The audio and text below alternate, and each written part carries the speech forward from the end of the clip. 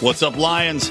For as little as $5 a month, you can help this show to grow while also getting access to our exclusive Pride content, which includes shows like Conspiracy Corner, Degenerate Gamblers, special interviews, Lions of Liberty roundtables, and much, much more. So check that out. Help us grow at lionsofliberty.com/support. Welcome to Electric Libertyland, here on the Lions of Liberty podcast, your weekly shot of culture, comedy, and liberty with your host, Brian McWilliams. Hello, everybody. Welcome to Electric Libertyland, episode number 63. I am Brian McWilliams, the one, the almost only, because there is another Brian McWilliams out there. Several, in fact. One guy wrote a book called Spam Kings. And here I am spamming your ears with liberty. So stuff them full of that delicious pork product, friends, because you're about to get some education. All right, so, of course, as always, this is episode 63, meaning you can go and find all the show notes at lionsofliberty.com/ELL63. And you know what? I'm drinking during this show. I'm recording this on Tuesday night. I've curtailed the drinking during the weekdays a bit, but I've been training. I am in training because you may or may not have heard that we're doing a little something over at Pork Fest, which, of course, Roger Paxton puts together out in New Hampshire, in which the Lions of Liberty will be appearing at. We're going to be doing some podcasts over there, and also playing a basketball game against Eric July and backwards. So you don't want to miss that. That is actually happening. 3-on-3, baby. Me, Rico, and Odie, John Odermatt from Felony Fridays. We will be taking on backwards in a 3-on-3 endeavor. And I know Eric July prides himself on the playing of the game. So we'll see. I think it's all going to come down to conditioning. But the thing is, I have opposite drives here. Like, I'm conditioning to play backwards in basketball. I definitely need heavy conditioning because I had back surgery like 2 years ago on a badly herniated disc. So I've not been playing. It's just, it's like a little too risky. But for the sake of liberty, I'm like, I got to get back out on the court, man. I got to drain some 15 footers. I got to block some shots. Yell in his face, be like, backwards. That's your ball just went, Eric July. Sometimes I talk like an angry hillbilly, I think, when I'm on the court. So anyway, that should be interesting. But I got to train for that. I have to get my physical conditioning in shape. And that's basically like running wind sprints. So I really got to get my lungs up to capacity. I got to get my legs up to capacity. So I have to do a lot of cardio work. And on the other side, we're doing the Epic Whiskey Challenge, which we're also doing at Pork Fest. Well, we do one of our Libertarians in Living Rooms Drinking Liquor episodes, which will be live there with a studio audience, which would be awesome. But that involves 2 teams of 3, which is me, John Odermatt, and JB Lubin, who you've heard on some of our podcasts, against Rico, Mark, and Howie Snowden, otherwise known as the Godfather of Liberty. And the goal of this is to finish a handle of whiskey between 3 people in the shortest amount of time. So we're going to be drinking during the podcast. So on one hand, I need to get my cardio all jived up. On the other hand, I need to get my liver accustomed to drinking a full handle of whiskey. How do you do both of these at the same time? I don't know. I'm going to figure it out somehow, some way, though. That much I promise you, because I plan on winning both easily.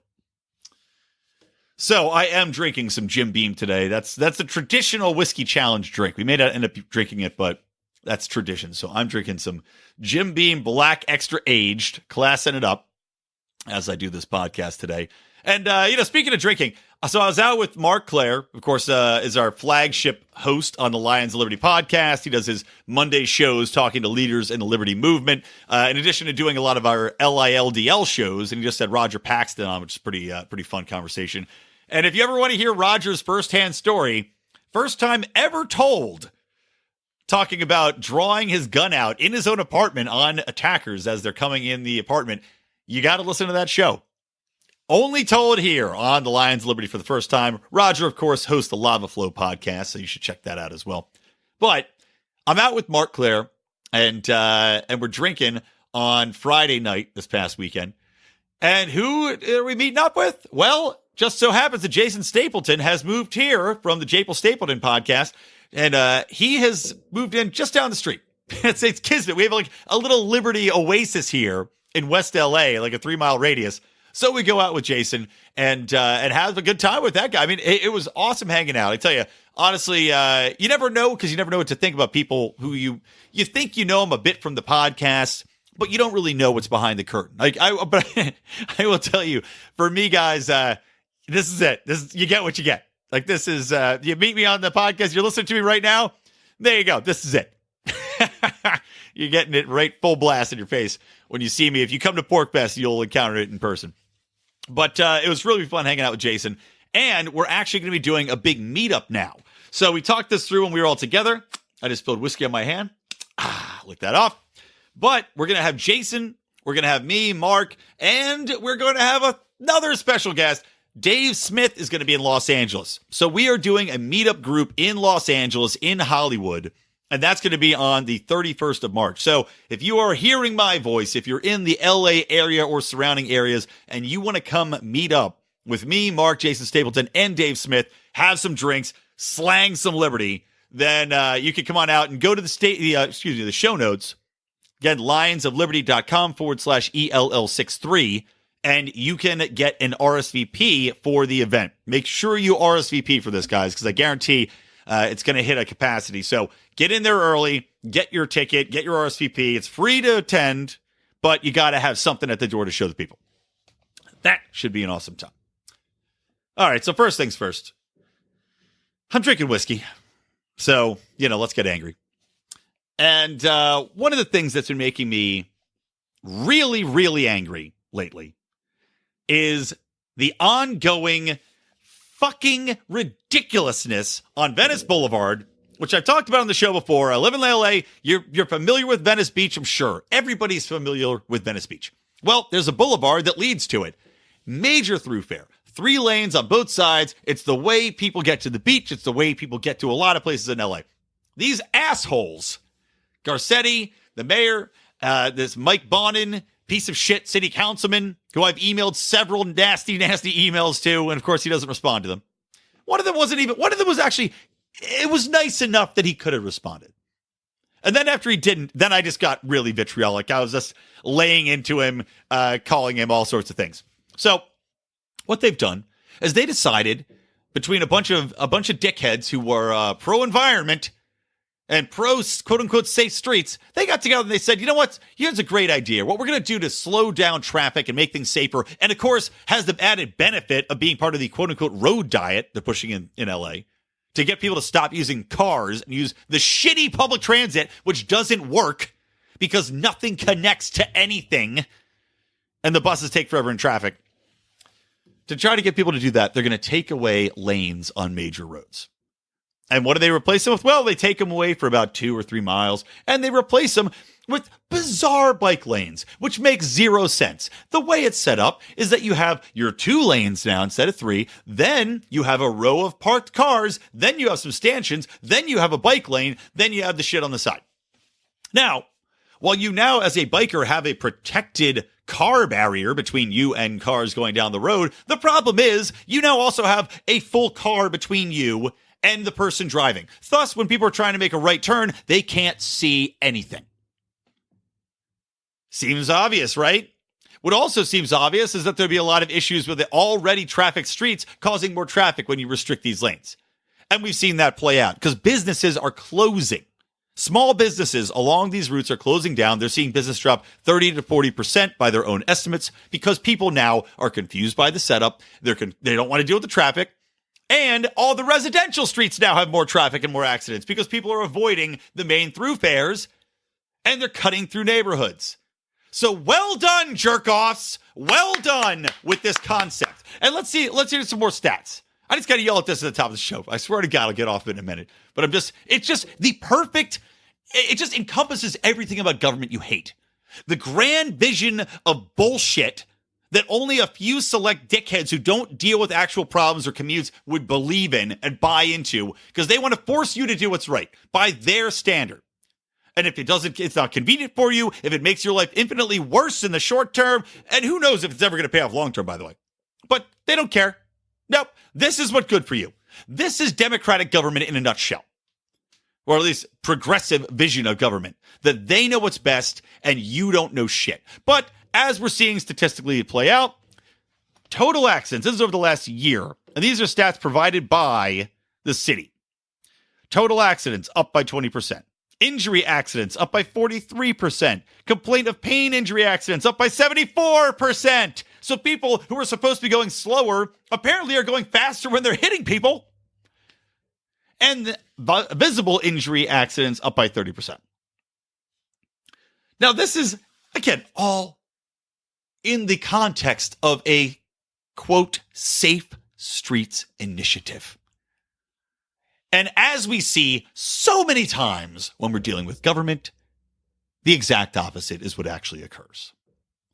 So well done, LA. And actually, you know what? Well done to the people that are pushing back on this. Because even in LA, even in this land of progressives that are brainwashed by statism, that are brainwashed by environmentalism, that are brainwashed by these public works being good for everybody, they have pushed back so hard against this idiocy that they are now replacing the lanes again. They're tacitly admitting that they are wrong, that the government did the wrong thing by forcing this through. And of course, when it got forced through, by the way, it wasn't in hand-holding ways with the public where they gave everybody advance notice and they had a lot of discussion. No, they just mowed it in there. And they're like, well, we posted that, that thing online. You guys could have commented on that thing online, but you didn't. Assholes. So anyway, that's being replaced. And the people that pushed this in the first place are probably going to be voted out. So that's good news for everybody.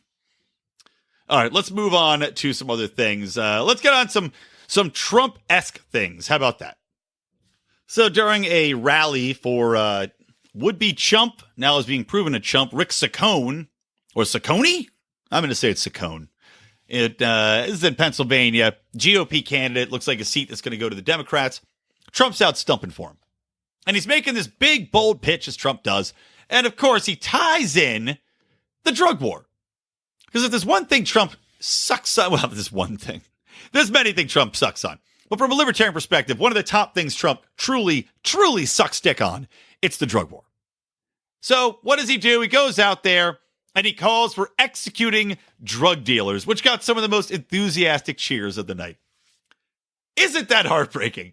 Talking about killing people that are providing a service for people that's not harming mostly anybody, especially we're talking about out in Pennsylvania. I'm trying to figure out where exactly in Pennsylvania this is happening. And I'm scrolling through this story. This is from the Wall Street Journal looking at, but goddamn, I can't find it. It's got to be somewhere where it's like, now, as you might have heard, audio cut out right there. And let me tell you this, audience. Like I said earlier, you get me unfiltered on this show. I recorded not knowing that my audio had stopped for, I would say, a good 20 minutes, talking about the drug war. Then I moseyed into the next topics coming up, talking about the new Secretary of State, or the Deep Secretary of Deep State. They're the Deep Secretary of State, the new Mike Pompeo. And I even did a whole little comedy sketch, just off the top of my head. Improv comedy, baby. About a medieval black village that was being over-policed. Now, I'm going to try to recreate that, because it was worth it. I think it'll be entertaining for all, but god damn it, man. My heart's been taken out of it. This fucking computer. Ah, Jesus Christ. The things I do for love. I love you guys. The things I do for love. Gonna re-record 20 minutes of content here for you. Reproduce it in the best way I can. Anyway, let's get to where we were getting. So we're talking about Trump wanting to put drug dealers to death. Try to get back on the rant. Let me pour myself whiskey. Now I'm going to be even drunker by the time this goddamn podcast ends. Now I have 30 more minutes of whiskey in me, and I'm going back to the start. So anyway, Trump's he's out in Pennsylvania. He's stumping for this Saccone guy. So he's talking about killing the drug dealers. We all know the drug dealers are just giving people something that they want. And we all know that looking at statistics, looking at all the different things out there, that a lot of the people that are using drugs are white people just like Trump. They're white people that are upper class. It's not just these minority communities. And if Trump wants to get ahead, he's out there talking about all this racist shit, or so they say. I personally don't really believe he's racist. But People are branding him as a racist. Hey, Trump, why don't you take a stand on an issue like the drug war, rather than going down Jeff Sessions' lane of saying that everybody that uses drugs is evil, that only bad people use drugs. Why don't you go a different direction? Why don't you say, hey, you know what? The majority of America, some 70%, wants to legalize it. California, Denver, Washington, Vegas, you can go in a store and buy it legally. But you are going out there saying, let's kill the people that are now, like, for example, you go into California, you can buy it across the counter. So what, you want to go in and shoot them in the head because if you alter a bill, if you sign a different piece of paper, now they have a death warrant because they're now a drug dealer. I know a lot of drug dealers, they're not all evil. There's people trying to make a living, giving people what they want at an agreed upon exchange rate. No violence is exchanged. Violence comes into play when you get prohibition involved. You talk about battling the fucking cartels in Mexico. Violence is coming from those cartels because there's a black market, which you caused. Government causes. Nixon started this shit, and every other president's kicked it up another notch. Need to end the drug war.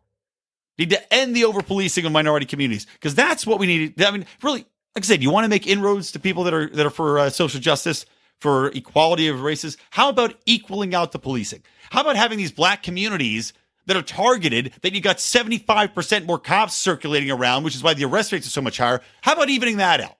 How about evening out the sentencing? How about evening out the number of black people that are in prison?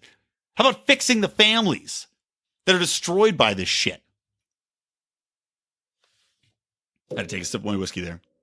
So, what had happened earlier, by the way, talking about this topic, I had said, I went to say communities, I went to say the black parts of the city, and I ended up saying black villages. Which, of course, I was talking about black villages. Like, who says black villages? That's something you only see in medieval England.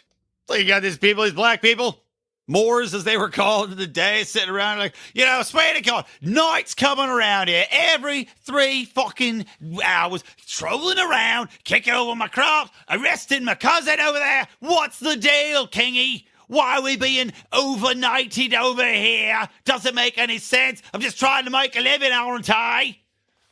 The first time it was so much fucking funnier. You can't recreate comedy gold. You can't do it. It doesn't work. Tried 4 times to do it. It's gone. It's gone, people. You think you're king because some watery talk threw a sword at you. Anyway. This episode was going to be so great, guys. I can only tell you what could have been. I can only tell you what once was before my computer decided to jam its red-hot hard drive right up my ass. All right, let's move on to some other stuff. This is just depressing, I'm thinking about it. All right, so next thing. So Trumpers, he has named a new Deep Secretary of State, and that is Mike Pompeo. I don't know how to say his name. I don't watch TV. But he's now taking over, which is horrible. Not only are we elevating somebody that is a member of the deep state to Secretary of State, so he's getting a nice promotion there. So now he's going to be interacting with all of our enemies and allies alike. But we're putting him in a place where he's replacing Rex Tillerson, who was an outsider, which is ironic because Trump had said, when he said why he's letting go of Rex Tillerson, he was like, because you know what? He's a little bit too establishment. What? The guy's coming from outside government. You're talking about, you just promoted a guy who's been in the army his whole career and then went to the CIA. He's establishment as they come. And he's a psychopath. Mike Pompeo, whatever you want to say his name out, he has been on record saying that the Iran deal that Obama made was a horrible idea. That was one of the few things I liked about Obama. That deal, better than going to war, better than seeing the poorest of the poor be sanctioned to death from America, which are acts of war anyway. Let's make a deal instead. Let's have some negotiations. Let's have some talks. Diffuse that. We don't need another armed conflict in the Middle East. What was Mike Pompeo's take? Mike says, it's a terrible idea. Not only is it a terrible idea, but we need to replace the Iranian regime. He's on record saying this, and I linked to this in the show notes too. You can go read it. It's in the New Yorker. On record, wanting to overthrow Iran's regime. So this is the man that is now Secretary of State. And Trump ran on a whole platform of not having regime change. How regime change was a horrible idea everywhere it's been tried by America. And now you're putting in, as Secretary of fucking State, the deepest state motherfucker you could find in Mike Pompeo. A man who outwardly likes regime change and outwardly wants to do it. I mean, I'd be surprised if Pompeo doesn't bring one of those wooden John Malkovich-style guns from, what was it, In the Line of Fire or whatever it was? Where it's Clint Eastwood as the security agent versus Malkovich. You're telling me Pompeo's not going to bring in a Malkovich gun and try to shoot Kim Jong-un in that meeting? Just ridiculous. And then, on top of that, you've got the new director of the CIA who's been put into place. Which, hey, good news, guys, is a woman. Yes, that'll give the feminists something to crow about, although they won't because they hate Trump. They're always put in this position of, to be happy or not. Like, it's like the gun debate I was talking about. Now they've got a first female director of the CIA. Well, that should be something they should be really for. They should be all about that. Except that Trump did it. Uh-oh. So this new CIA director is named Gina Haspel. She has been a career spy. They call her a spy master. You'd think that would be a great thing. Anything that's a master can't be too bad. No, pretty bad. 30 years in the spying biz. 30 years as a deep stater. Not only that, she oversaw one of the very first black sites the USA overran, over in Thailand, where they were on record waterboarding militants, waterboarding people. Of course, there's no habeas corpus there. There's no jury. There's no trial. There's no lawyers here. No. These are militants who were taken to a black site that were then waterboarded and tortured in unknown numerous ways. I'm sure they did the whole, reverse feeding where they put the tube up your butt full of food. I'm sure that went on. She oversaw that. Huge fan of the torture. So that's what we've got now heading up the CIA. We've got a deep stater for life who has been a big fan of torture. All the things that you would just say are horrible attacks on basic human rights, basic human decencies. That's who's taking over. So nice job, Trump. Nice fucking job there. In the meantime, this comes at a time where he's getting kudos for sitting down with Kim Jong-un. We're at a very delicate point of maybe, who knows, maybe we're at a delicate point of human existence when we look at the grand scheme of things, if people have nukes that we're talking about using. And instead of having a man like Rex Tillerson, who, look, I'm sure he's got his flaws, but at least he was a voice of reason. He always kind of took the softer approach to things. Now you got a hardliner in there, like Mike Pompeo and Gina here backing you up, who are just going to be all for overthrowing and torturing.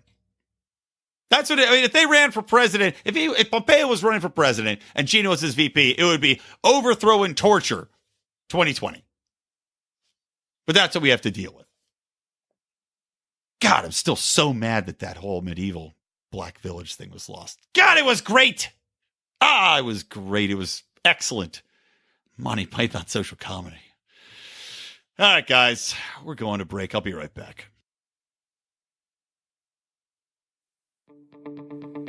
My name is Dale Kearns, and I'm running for United States Senate in Pennsylvania as a libertarian. I'm a concerned citizen who has had enough. I work as a project manager for an electrical contractor in southeastern Pennsylvania.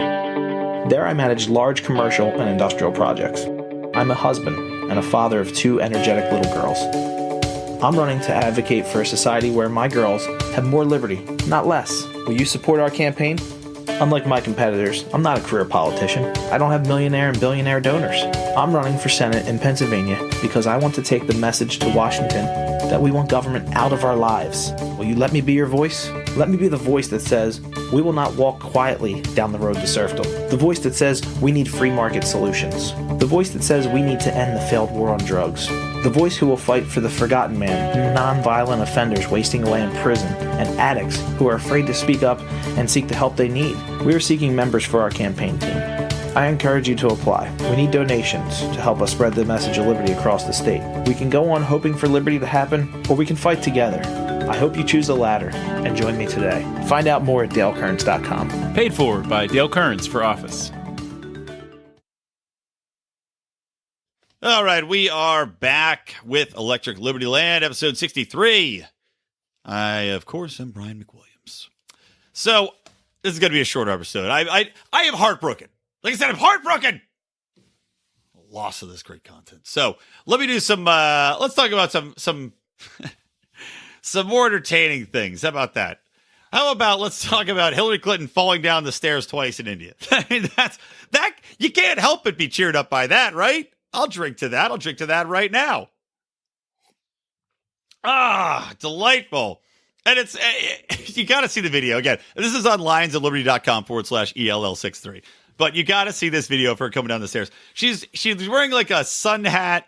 She's wearing this weird polka dot dress, and she's being walked down the stairs by one burly man, and yet still finds 2 different times to hit the exact wrong place on the stair, which she's looking down at.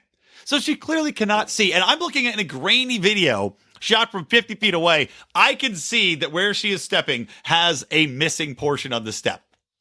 It's very clear. And she nails it again and again. She's looking down at her feet, clearly cannot see anymore, let alone put together 2 coherent sentences, because that's what I'm going to talk about after this. But you gotta watch this video. And let me just play you a little bit of audio from it real quick.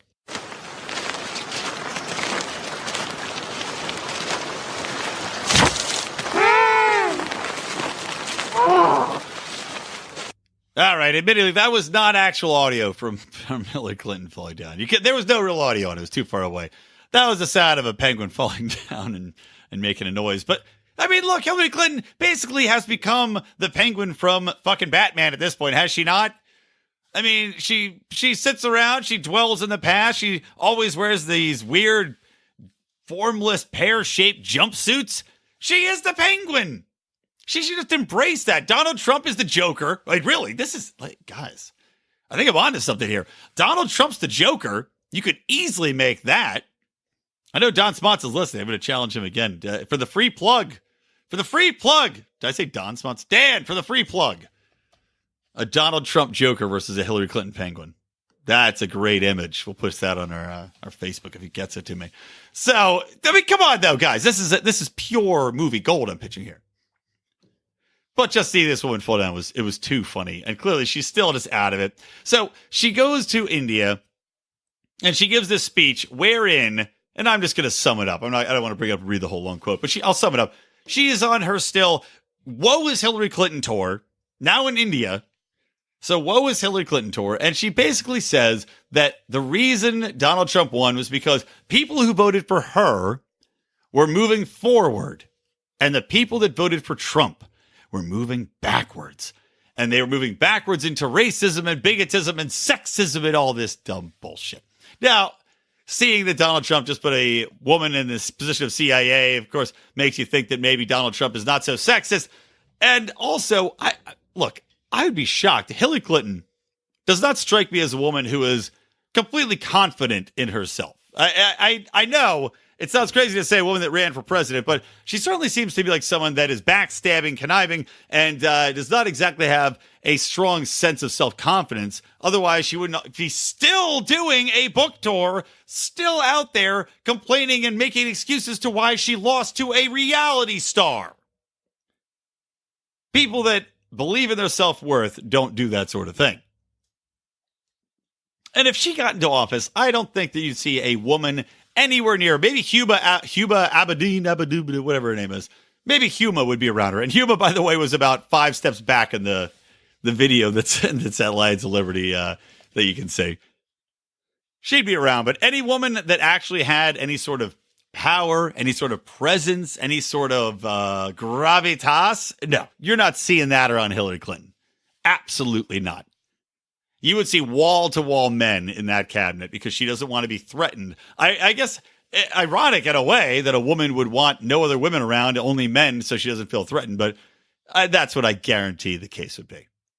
She doesn't need anybody stealing her thunder. So that I thought was very interesting. This just this painting of Trump voters as bigots and racists, which is not true because we know that a large portion of them have voted for Obama in the previous election. We know a lot of them are women.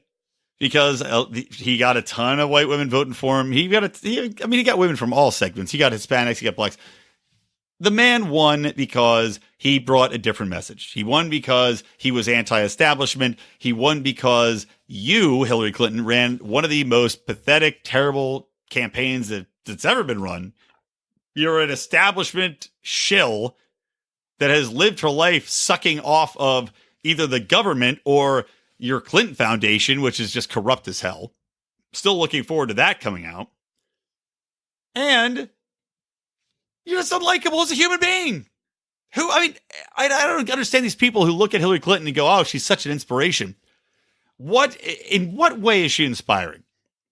Is it that she looks like a weird little podling goblin from the Dark Crystal? Is it her burlap Kim Jong-un suits that she wears all the time? Is it her looking down on the common man? Is it her tossing a generation of black people in prison along with her husband and then flip-flopping all over the place on what it means? Is it her opposition to basic gay rights until it becomes popular? I mean, tell me, what is it that's attractive about her? I don't understand at all. But I do understand gravity, and I do understand that it was pretty damn funny when she fell down. All right, wrapping up. Two more things. One, California is fighting with Trump over sanctuary policies, and I'm not going to go too deep into this story because it's still progressing. I want to see what happens first, but they're trying to fight against Trump. Trump is having Sessions attack the sanctuary cities based upon the legality of it, whether or not he can take away funding from them because they're violating the federal mandates. Meanwhile, this lawsuit's going on, and California wants the U.S. suit over the sanctuary policies moved to San Francisco. I think we all know what's going to happen if they move that to San Francisco. And frankly, I can't stand that this is like an option people can do. There's got to be a better way. When we're talking about federal policy, there's got to be a better way to decide these cases than to say, okay, well, where you file it is where it happens, or where we want it to be adjudicated by this specific court. Because we've seen time and time again, there are courts that just are liberal stampings. That are GOP rubber stampings. It basically, if you go there, you know what the outcome's going to be. No matter how ridiculous and retarded they are, you know what's going to happen. And of course, if they go to San Francisco for this, you know what's going to happen. And we're in March Madness is coming up. A couple days now. It'll be tomorrow as of the airing of this podcast. Look, these people don't play on their home courts. They play on neutral courts. College bowl games, neutral court, the Super Bowl. Well, except Minnesota, had they not lost to the great Philadelphia Eagles, would have had home field advantage. But still, you don't get to play in your home field. We got to have some sort of way to figure this out. We need a bracketing system. We need a lottery draw. We need something where you can't be like, we want to fight this court, because then you're removing the objectivity. The judicial branch, their job is not to make laws. Their job is not to decide which way the country is going. Their job is to simply say, this is right or wrong, developed on the Constitution. This is right or wrong, considering the circumstances. It's not supposed to be people's personal political beliefs. It's not supposed to be judges as advocates for policy pushing through bullshit, which is what it's become. So we need to figure this out.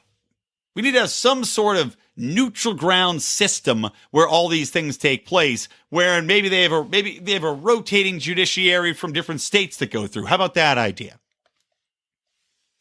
I'm not saying for the Supreme Court necessarily, although I do oppose the you're there till you die concept. I think that should be limited to something, 30 years maybe. But have some sort of rotating committee that would oversee these type of things, rather than, okay, we're gonna go fight it over here. We'll fight it in Texas if it's a Second Amendment issue. If it's about immigration, we'll fight it in San Francisco. Just this rubber stamping is ridiculous. All right, and to wrap the show up, one more thing I did. Forgot to say it earlier, but I've been so down. I want to end this on a kind of an up note. But the one thing, too, I like about Trump's appointment of Gina is that, I'm against her in every other possible way except one. And I don't know why nobody has thought of this before, but look, we're talking about the CIA. We're talking about a spying organization. We're talking about listening to people's conversations. We're talking about piecing together tidbits of conversations that are happening all over the globe to figure out what's happening. We're talking about spying, talking behind people's backs. And if there's one thing we know, guys, it's women love to gossip. Gossiping girl. I mean, there's a show called Gossip Girl. Let's make it CIA Gossip Girl. She'll be like, oh my God, did you hear? Gina, what is it? Did you hear? Gina, what? Stop it. We're listening. Just tell it to us. Did you hear? Kim Jong-un not only wears loafers, but he wears loafers with fluffy socks. Oh my God. What? No, he did. Yes, he did, girl. Regime change now. Let's overthrow his ass. That fat motherfucker. He can't wear that shit. That's out of style. All that. But hey, we will get all the best intel on what's going on behind the scenes in these people's castles. We're going to get all the details. We're going to feel like the Real Housewives of North Korea coming through. It's going to be great. All right, that'll do it for the show. Again, apologize. It would have been it would have been longer. It would have been greater. Just like I tell my wife after our first night. It would have been longer and greater, baby, but just not that man. Anyway, thank you guys for listening. Apologies for the technical issues on the show that have brought me down so low on a show that started so high. And I want to remind you, please do check out the lionsofliberty.com/ELL63 page. You can respond to the invite for our LA gathering with me, Dave Smith, Jason Stapleton, Mark Claire. That's going to be awesome. Please do support the podcast. We got all sorts of great content for our listeners. Like I said, all these details, all this good stuff was coming out way earlier than you guys just heard it. That's at lionsofliberty.com/support. You can get in there as low as $5, get all our great extra content. Please do listen to John Odermatt Felony Fridays. That's going to be coming up on this Friday, assuredly, unless the world ends. And of course, following that, Mark on Mondays with his looks and interviews with people in the Liberty movement. All right, that'll do it. So from me, a very downtrodden Brian McWilliams, from the Lions of Liberty and from Electric Libertyland, I want to remind you to always stay plugged in to Liberty.